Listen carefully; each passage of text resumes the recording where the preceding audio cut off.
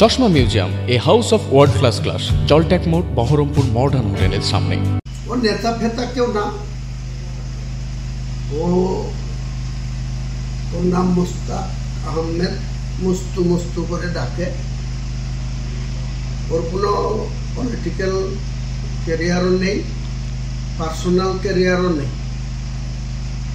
নিজের সংসারের যে দায়িত্ব পালন করতে পারে না, সে আবার নিজেকে জননেতা বলে, সে আবার মানুষের কাছে নেতা হওয়ার স্বপ্ন দেখে।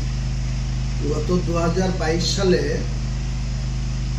পৌর নির্বাচনে বেলডাঙ্গার 5 নম্বর ওয়ার্ডে নির্দল হিসাবে তৃণমূলের টিকিট চেয়েছিল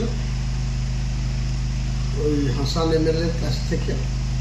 তো টিকিট না পেয়ে 5 নম্বর ওয়ার্ড থেকে নির্দলের প্রার্থী রূপে এবং ভোটের দাঁড়িয়েছিল। দাঁড়াতেই পারে, সবারই অধিকার আছে। আমিও একবার নির্দলে দাঁড়িয়েছিলাম 2016 সালে। কিন্তু নির্দলে একটা কাউন্সিলরের ভোটের দাঁড়িয়ে নির্দলে মাত্র 300 কটা ভোট পেয়েছে। তার বড় বড় কথা বলার কোথা থেকে অধিকার পাই আমরা বোধগম্য হয় না। তো সে গত 4 দিন আগে থেকে বেলডাঙ্গার কোনো জমি মাফিয়া, ওখানকার প্রচুর লোক আছে যারা জমি কেনা বেচার সঙ্গে যুক্ত, প্রমোটারের সঙ্গে যুক্ত।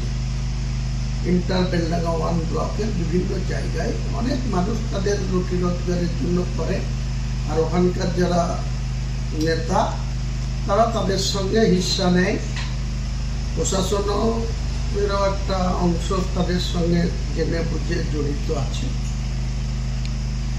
তো যাই হোক, সেসব নিয়ে আমাদের কোনো কথা বলার কোনো প্রয়োজনীয়তা নেই। কিন্তু হঠাৎ করে গত 4 দিন আগে ওর ফেসবুক থেকে একটা বক্তব্য ডাউনলোড করে, তাতে ও আমাকে টার্গেট করে বলে যে আমি নাকি ভরতপুরের বিধায়ক, আমি ভরতপুরের বিষয়েই পাত্তা পাই না। তো আমি আবার বেলডাঙ্গা বা রেজিনগর বা অন্য কোনো জায়গা নিয়ে কোনো কথা বলার আমার এখতিয়ার নাই, সেটা ও ঠিক করে দেবে। তো আমি 42 বছরের রাজনীতিতে, ও তো চ্যাং ব্যাং, ওর থেকে অনেক রতি মহারথীকে চ্যালেঞ্জ করে আমি রাজনীতিটা করি। তো আমার কাছে আমার রাজ্যের নেত্রীর নির্দেশটাই হচ্ছে সব থেকে বড় কথা। গত লোকসভা নির্বাচনে ইউসুফ পাঠানকে ক্যান্ডিডেট ডিক্লেয়ার করার পর আমি সাময়িক বিরোধিতা করেছিলাম, সবাই জানে। আমি কোনো কথা বলে সেই কথা থেকে উঠে আসি। পরবর্তীকালে যখন আমাদের নেতা অভিষেক বন্দ্যোপাধ্যায় এবং মমতা বন্দ্যোপাধ্যায় আমাকে ডেকে পাঠিয়েছিলেন, 19শে মার্চ আমি কলকাতায় গেছিলাম, জামাত ইস্টিতে গেছিলাম। আমার নেতৃত্বর সঙ্গে আমি কথা বলেছি, তাতে আমি চরম খুশি। নেতৃত্বকে আমার বক্তব্য বলার পর নেতৃত্ব আমার প্রতি অনেক আস্থা রেখেছেন বা আনুগত্য প্রকাশ করেছেন এবং আমাকে নিষ্ঠাবান দায়িত্ববান কর্মী হিসাবে ইউসুফ পাঠানের হয়ে ভোট করার জন্য নির্দেশ দিয়েছিলেন। আমি তাদের নির্দেশটা পালন করেছি। সেই নির্দেশ পালন করতে গিয়ে এখানকার যারা নেতা আছে এই জেলা, সেসব নেতাদের প্রচণ্ড গায়ে জ্বালা ধরেছে।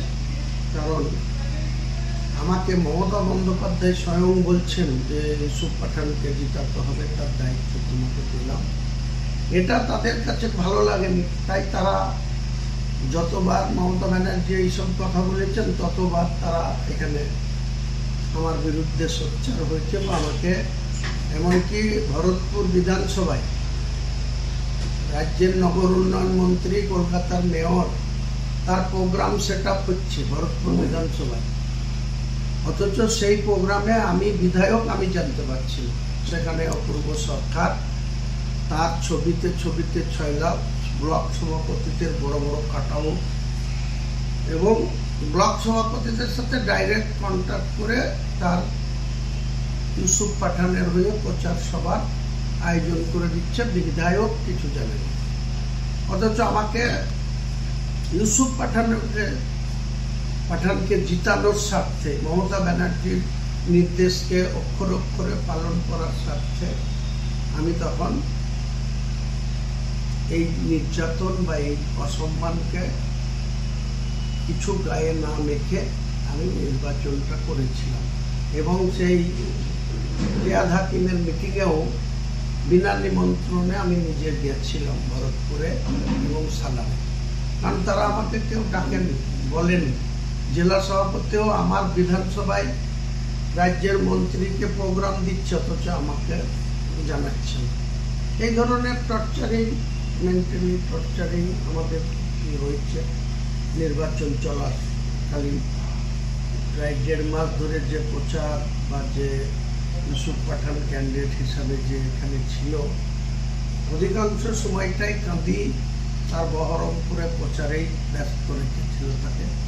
আমাদের মতো এই যে যেখানে বেশি লিড দিলাম, আমরা ভোটটা করালাম, এইসব জায়গাতে আমাদের সঙ্গে একদিনও 1 ঘন্টা সময় দেয়নি। আমরা বারবার বলেছিলাম যে আমাদের এলাকাগুলায় দেখতে চাইছে ক্যান্ডিডেটকে ভোট দিবে, তো তাকে দেওয়া হোক, কিন্তু তাদের হাতেই সব কিছু ছিল।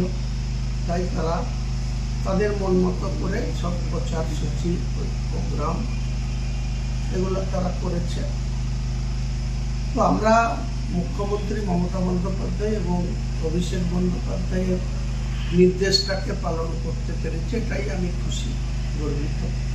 কাজেই যারা এসব করেছে তারা তাদের বিবেকের কাছে জবাবদিহি করবে। আগামী দিনে মানুষ ভালো করে খোঁজ খবর নিলে বুঝতে পারবে যে এদের আচরণ কী ছিল। আর দলের উচ্চ পর্যায়ের নেতৃত্বরাও নিশ্চয় আগামী দিনে যে পর্যালোচনা করবে নির্বাচনের ফলাফল নিয়ে।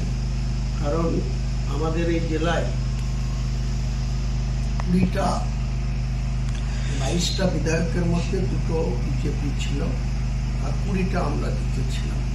সেই জায়গাতে আপনারা জানেন যে মুর্শিদাবাদ বিজেপি লিডে আছে, বহরমপুরটা কংগ্রেস লিডে আছে, লালগোলা, শামসেরগঞ্জ, ফারাক্কা কংগ্রেস লিডে আছে, আবার জঙ্গিপুর বিজেপি লিডে আছে, বড়ুয়া বিজেপি লিডে আছে, রানীনগর সিপিএম লিডে আছে। কাজেই আমাদের দিক থেকে আমরা 3টে পার্লামেন্টের আসন জিতেছি। আমরা যেমন গর্ব করে মমতা বন্দ্যোপাধ্যায়ের পায়ের নিচে এই 3জন সাংসদকে পাঠাতে পেরেছি।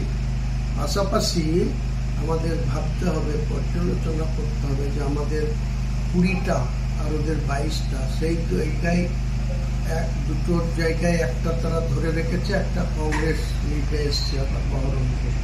আর আমরা কেন 6টা জায়গায় পিছিয়ে পড়লাম? আমাদের আত্মপর্যালোচনা করা উচিত।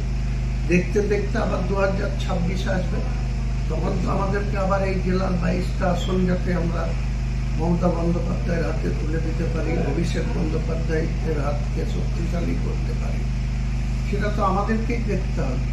কিন্তু আমাদের জেলার কিছু নেতা আছে, তাদের কি ভাষায় বলবো, বলতে মন চায় না, কিন্তু বলছি, এরা দলের পোর্টফোলিও ব্যবহার করে দলটাকেই ডুবাবার বা দলটাকেই কমজোরি করার চক্রান্তেরা লিপ্ত থাকে। কেন থাকে, কি কারণে থাকে, তারাই বলতে।